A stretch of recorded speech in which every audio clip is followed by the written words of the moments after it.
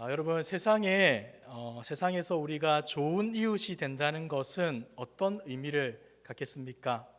우리는 세상에 대해서 어떻게 행동해야 우리를 좋은 이웃이라 칭할 수 있겠습니까? 아마도 이것은 사람들의 비위를 맞춰 살라는 의미는 아닐 겁니다. 예수님은 제자들에게 이렇게 말했습니다. 너희는 세상의 소금이라, 너희는 세상의 빛이다 라고 말씀하셨죠. 그러면서 마태복음 5장 16절에서는 이렇게 말씀합니다. 우리 같이 한번 읽어볼까요? 시작. 이같이 너희 빛이 사람 앞에 비치게 하여 그들로 너희 착한 행실을 보고 하늘에 계신 너희 아버지께 영광을 돌리게 하라. 이렇게 말씀하셨죠. 무슨 말입니까? 성도의 착한 행실을 통해 세상 사람들이 하나님을 볼 수 있도록 해야 한다.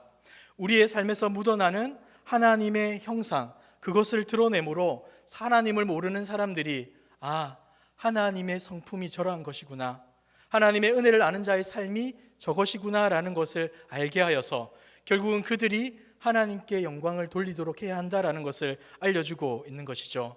다시 말해서 세상 사람들의 죄된 본성을 충족시켜 주는 것이 좋은 이웃이 해야 되는 역할이 아니라는 말 아니겠습니까? 그들이 원하는 대로 해주는 것이 아니라 그들을 복되게 해주어야 합니다. 어떤 면에서는 그들에게 칭찬을 받아야 하겠지만 또 어떤 면에서는 그들의 죄된 기준에서는 칭찬을 들어서는 결코 안 되는 것입니다. 오히려 감히 함부로할 수 없는 두려움의 대상이 되어야 하고, 동시에 결정적인 순간에서는 그래도 저들의 모습이 진짜 행복이지, 저 사람들이 세상의 소망이야 라는 그 평가를 우리는 들어야 합니다. 이런 차원에서 성도 개인은 물론이고 성도 공동체인 교회가 어떤 모습으로 살아가야 하는지 우리는 반드시 고민할 필요가 있습니다. 여러분, 오늘 우리는 좋은 교회, 좋은 이웃이라는 제목으로 말씀을 한번 나눠봤으면 좋겠습니다.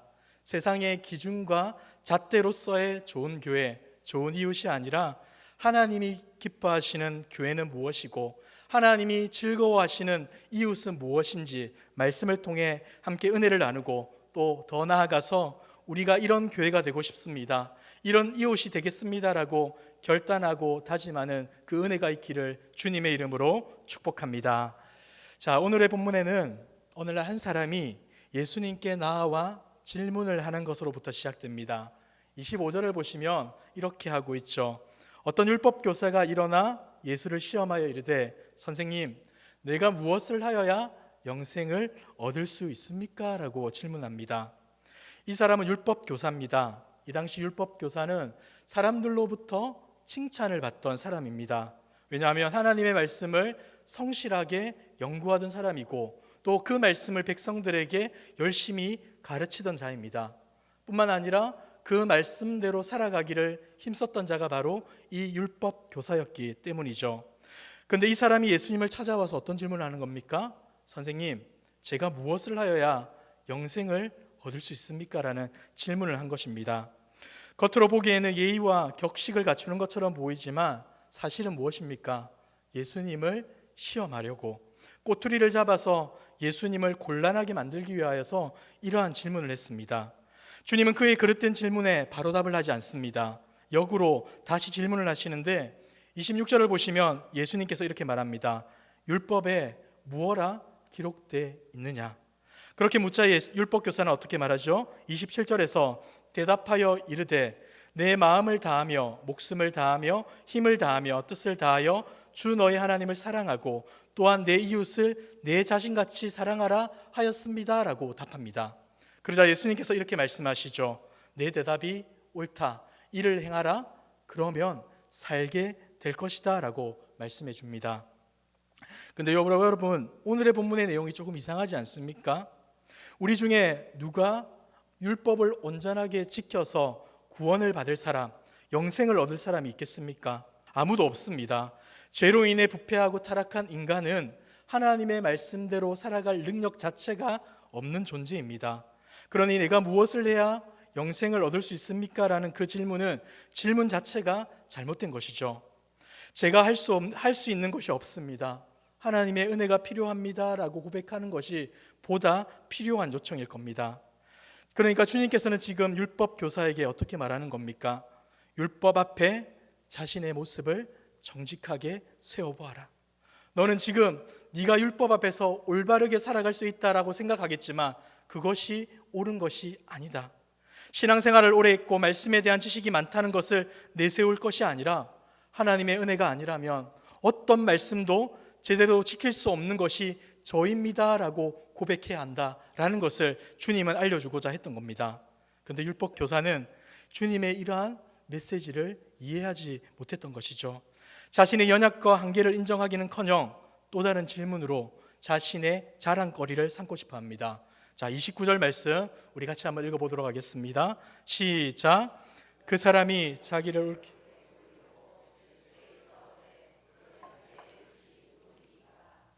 여러분, 이 사람의 의도가 보이십니까? 그는 사랑해야 할 이웃이 누구이고 어떻게 해야 그들을 제대로 사랑할 수 있는지 그것이 궁금해서 질문을 한 게 아닙니다. 본문을 보시면 자기를 옳게 보이려고, 자신을 자랑하려고, 자신을 드러내려고 이렇게 질문을 했습니다. 앞서와 마찬가지로 이웃에 대한 답을 정해놓고 예수님이 물어온다면 망설임 없이 답을 함으로써 자신은 율법을 제대로 알 뿐만 아니라 올바른 이웃을 제대로 사랑하고 있다라는 것을 가르쳐 주기 위해서 이렇게 물어왔던 것이죠. 그런데 우리 주님은 그의 의도대로, 그의 바람대로 하지 않습니다. 그의 생각과 다른 한 가지의 비유로 그에 대한 대답을 대신하시죠. 바로 우리가 잘 아는 선한 사마리아인의 비유를 해주십니다. 여러분, 우리가 이 비유를 살피기 전에 오늘의 본문에 등장하고 있는 이웃이 누구인가에 대해서 한번 살펴보았으면 좋겠습니다. 여러분에게 이웃은 누굽니까? 옆에 있는 사람이 이웃입니까? 이런저런 기준이 다 있을 겁니다. 그런데 오늘 말씀, 하나님의 말씀에 근거하자면 우리의 이웃은 우리가 사랑해야 할 대상입니다. 그런데 이 문제가 우리에게는 그렇구나라고 생각이 되겠지만 이 당시, 그러니까 1세기 이스라엘 백성들에게는 아주 크고 예민한 주제였습니다. 왜냐하면 이 당시 이스라엘은 로마 제국이라는 그 나라의 속국이었고 그들의 통치를 받고 있었기 때문이죠. 당시 이스라엘에는 이스라엘 사람뿐만이 아니라 로마인도 살고 있었고 다른 나라의 이방인들도 거주하고 있었습니다. 그런데 선민사상을 가지고 있던 이스라엘 사람들 입장에서는 그들이 불편하지 않겠습니까? 그러니 이 가운데서 우리의 이웃이 누구인가, 어떠한 사람들을 우리의 이웃으로 생각해야 할까라는 고민이 있을 수밖에 없었습니다. 그래서 나름대로 그 기준을 정하게 되었는데 기본적으로는 가족, 친척, 지인을 비롯한 유대민족을 이웃으로 규정했습니다. 더 확장하여서 유대교로 들어온 그 이방인까지도 이웃으로 받아주었던 것이죠. 이런 기준은 유대인이었던 율법 교사뿐만이 아니라 예수님도 분명히 알고 있었습니다. 그러니까 율법 교사는 답을 알고 있는 예수님에게 질문한 것처럼 보입니다. 하지만 여기서 우리가 간과하지 말아야 될 부분은 예수님의 사역이 어떠했는지를 돌아보셔야 됩니다. 예수님은 유대인들을 향하여서 복음을 전하셨습니다. 그리고 동시에 이방인들에게도 주저하지 않고 복음을 전했습니다. 심지어 신의 저주를 받아서 공동체에서 추방되었다 여겨지는 나병 환자까지도 가까이 가서 그들과 교제하고 그들을 치료해 주셨습니다. 여러분, 율법 교사의 의도가 보이십니까? 너는 왜 그런 사람의 이웃이 되었느냐? 너는 왜 그들에게 다가갔느냐라는 그 비난의 메시지를 담아서 이와 같은 질문을 했던 겁니다. 그런데 여러분, 우리 주님은 어떻게 하십니까? 나의 이웃은 이러이러하다라고 말하지 않고 즉시 비유를 하십니다. 바로 선한 사마리아인의 비유이죠. 제가 이 비유를 전해드리면 여러분들이 너무 지루해할 수도 있겠지만 제가 해드리도록 하겠습니다. 이 비유에는 총 6명 이상의 등장인물이 나옵니다. 첫 번째는 강도입니다. 그런데 이게 복수가 될 수도 있겠죠. 강도들이 될 수 있고 강도가 될 수 있습니다. 강도가 있고요. 그 다음에 강도 만난 자가 있습니다. 그리고 세 번째는 제사장, 레위인, 선한 사마리아인이라고 부르는 그 사마리아 사람, 그리고 마지막으로는 주막의 주인이 나옵니다. 이렇게 해서 6명 가량의 사람이 나오는데, 자, 이 사람이 어떤 한 사람이 어떻게 한다고 합니까?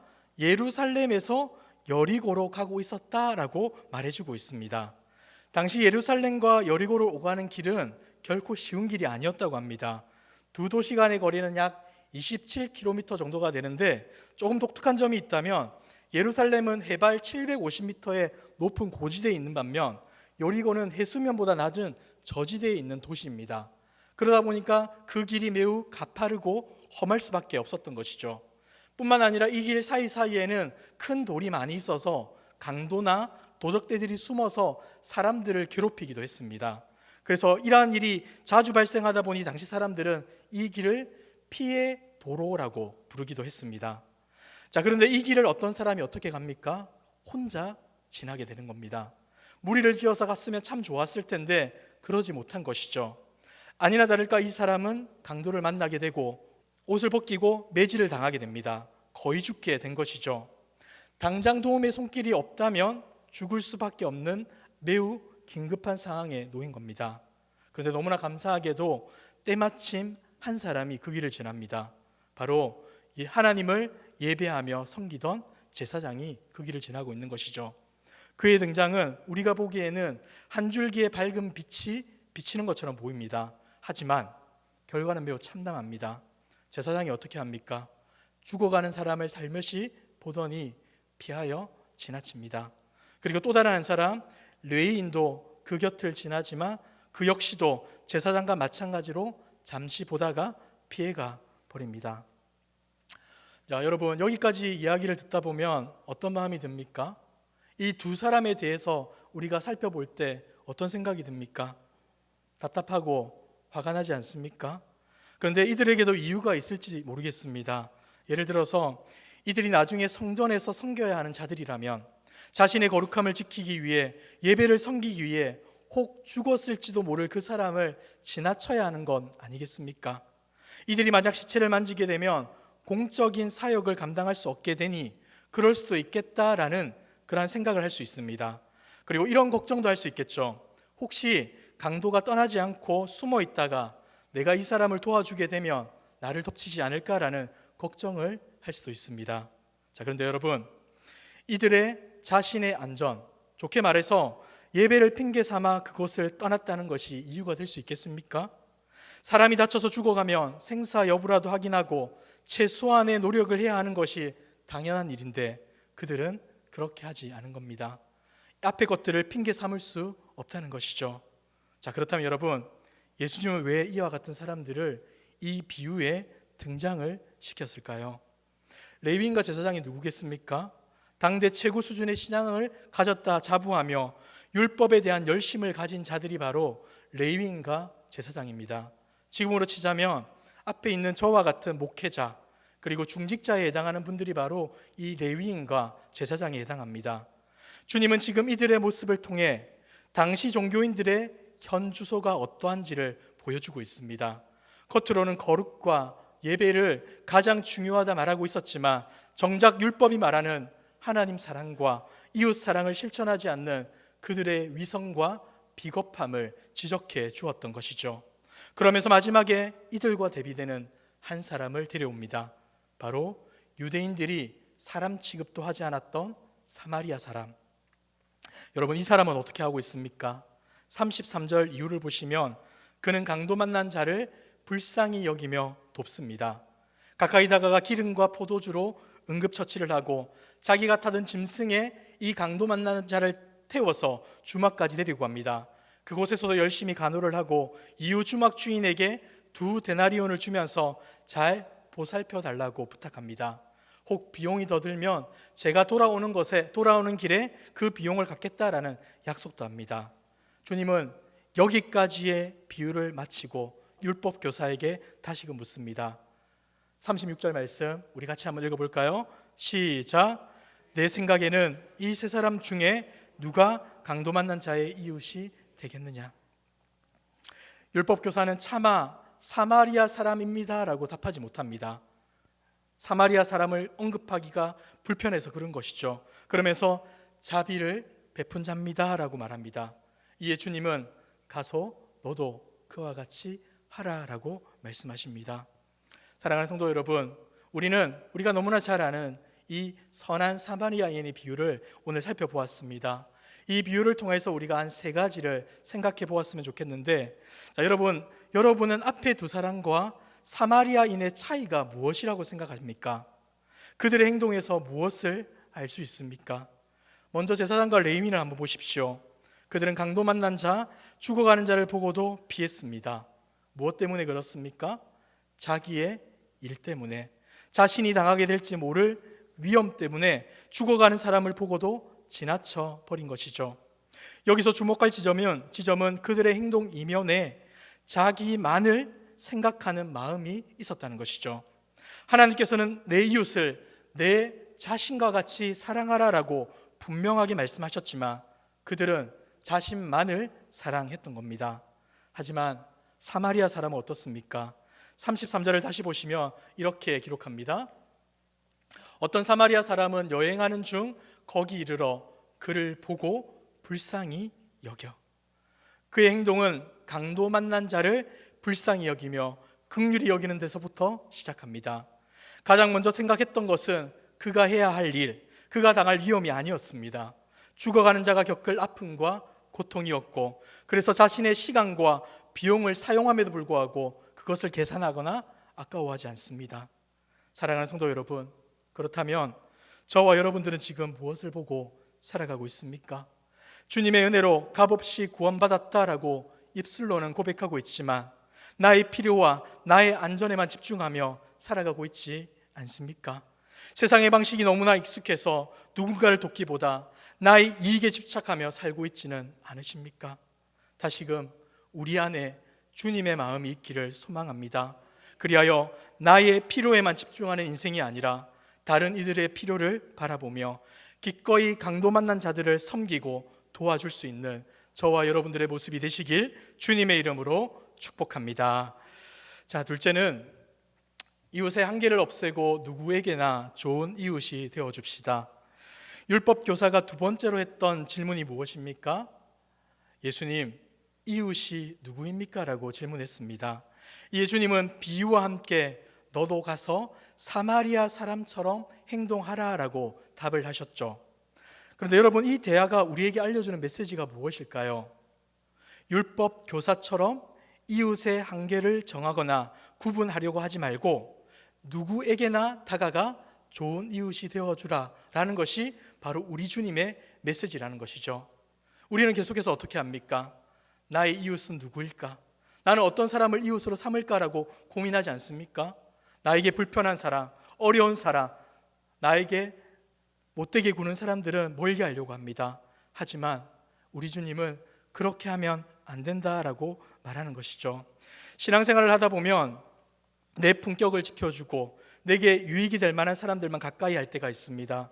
자기의 종교적 거룩함을 지키기 위해 사귈 사람, 사귀지 말아야 할 사람을 정하고 긍휼을 베풀 때에도 도움을 주어서 유익할 것 같은 사람에게는 기꺼이 선행을 베풀지만 그렇지 못한 사람은 종종 외면합니다. 어떻게 하고 있습니까? 아무도 차별하지 말고 도움이 필요한 모든 사람에게 이웃이 돼 주시기 바랍니다. 그런데 혹시 우리가 강도 만난 자의 좋은 이웃이 되기는커녕 강도짓을 하고 있지는 않은지 돌아보시기 바랍니다. 누군가에게 일을 시키고 월급을 주는 분들이 계십니까? 제대로 월급을 주십시오. 공무를 행하고 있습니까? 차별 없이 정의롭게 행하십시오. 관리자로 계십니까? 사람을 함부로 대하지 마시고 모두를 존중하십시오. 억울한 일이 생기지 않도록 하여 주십시오. 좋은 이웃이 된다는 것은 무슨 일을 하는 것이 먼저가 아니라 좋은 사람이 되는 것에서 출발하는 것입니다. 여러분, 2020년도에 기독교 윤리실천운동본부에서 실시한 한국교회의 사회적 신뢰도 조사를 여론조사한 것이 있습니다. 여기서 첫 번째 보면 사회봉사활동을 가장 많이 하는 종교라는 이 항목으로 조사를 한 적이 있는데 여기 보면 개신교가 35.7%, 가톨릭이 32.9%, 불교가 10.2% 등으로 개신교가 1등입니다. 다시 말해서 개신교가 사회봉사활동을 가장 많이 한다는 것이죠. 그런데 다음 항목을 보시기 바랍니다. 종교별 신뢰도 조사입니다. 가톨릭이 30%, 불교가 26%, 개신교가 18%입니다. 개신교가 가장 신뢰도가 낮습니다. 무슨 말이겠습니까? 좋은 일은 많이 하지만 그 사람들은 못 믿겠다는 뜻 아니겠습니까? 좋은 이웃이 되기 위해서 돈으로 프로그램으로 하려고 하지 말고 먼저 인격으로 성품으로 해야 된다라는 것을 우리에게 이 조사 결과가 알려주고 있습니다. 사랑하는 성도 여러분, 누구를 만나더라도 어떤 사람을 대하더라도 먼저 좋은 성품과 인격으로 다가가시길 바랍니다. 겸손하고 친절한 자세로 배려하고 품어주고 기다려주고 포용하는 사람이 되십시오. 정직하고 성실하며 따뜻한 사람이 되십시오. 선을 긋지 말고 한계를 두지 말고 그냥 좋은 이웃이 되시는 저와 여러분들이 되기를 소망합니다. 자, 이제 세 번째 한번 볼까요? 세 번째는 은혜를 베푸는 이웃이 아니라 흘려보내는 이웃이 되어야 한다는 겁니다. 예수님께서 비유로 드신 어떤 사마리아 사람은 강도 만난 사람에게 응급처치를 해주고 짐승에 태워 주막으로 데리고 갑니다. 그를 친절히 돌보아서 죽어가던 사람을 살린 것이죠. 그리고 다음 날 본인이 계속 있을 수 없어서 주막 주인에게 맡기고 길을 떠납니다. 이때 비용이 더 든다면 돌아올 때 갚겠다고 약속을 하죠. 여러분, 이 이야기가 우리에게 알려주는 바가 무엇이겠습니까? 불쌍한 사람을 돕기 시작했다면 평생 책임지고 끝까지 도우라는 뜻이 아니라는 겁니다. 사마리아 사람도 가야 할 길이 있었고 만나야 할 사람이 있습니다. 그럼에도 불구하고 지금 그 상황에서 할 수 있는 최선의 도움을 한 것입니다. 그리고 무엇보다 중요한 것은 아무 말 없이 떠났다는 것이죠. 이 자비를 베푼 일을 이유로 은혜 입은 사람에게 보상을 요구하거나 알아달라고 하거나 자기를 주장하거나 자랑하는 분위기가 전혀 아닙니다.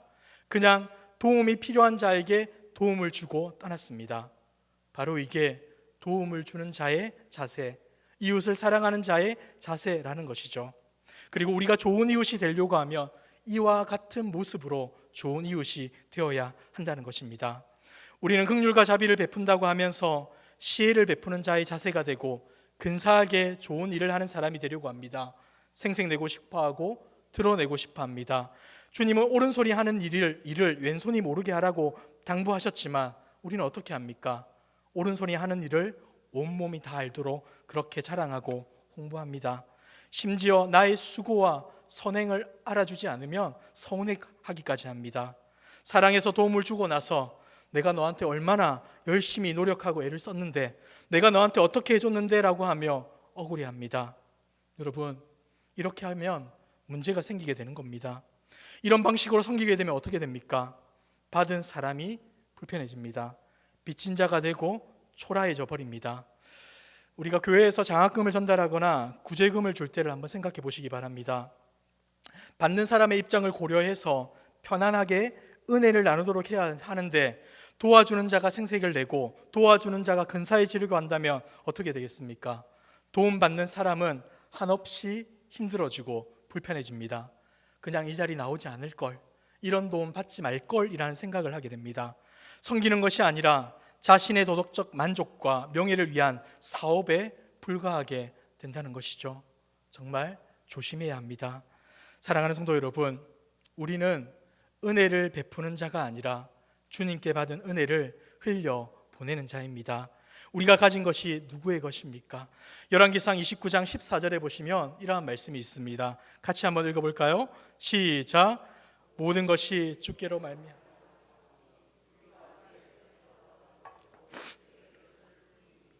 아멘. 그렇습니다. 우리는 베푸는 자가 아니라 나누는 자. 좀 더 정확하게 표현하자면 하나님께 받은 은혜를 자연스럽게 흘려보내는 통로가 되어야 한다는 말입니다. 우리 모두의 섬김과 헌신이 이러했으면 좋겠습니다. 좋은 이웃이 되어 상대방의 필요를 채워주는 일을 할 때 좋은 일을 하고 있는 우리를 자랑할 것이 아니라 도움이 필요한 이들이 행복해할 일에 관심을 가졌으면 좋겠습니다. 좋은 일을 해서 뿌듯해할 것이 아니라 이웃이 누리는 유익과 만족에 기뻐하는 자가 되었으면 너무나 좋겠습니다. 그리하여서 결국에는 우리의 섬김과 헌신이 나의 만족과 나의 즐거움으로 끝나는 것이 아니라 모두의 즐거움, 모두의 행복으로 귀결되고 더 나아가 우리의 이러한 섬김을 통하여서 교회와 성도뿐만 아니라 복음을 알지 못하는 불신자들도 하나님의 은혜와 하나님의 사랑이 무엇인지를 알려주는 아름다운 도구, 아름다운 통로로 쓰임받을 수 있는 저와 여러분들의 모습이 될 수 있기를 주님의 이름으로 축복합니다.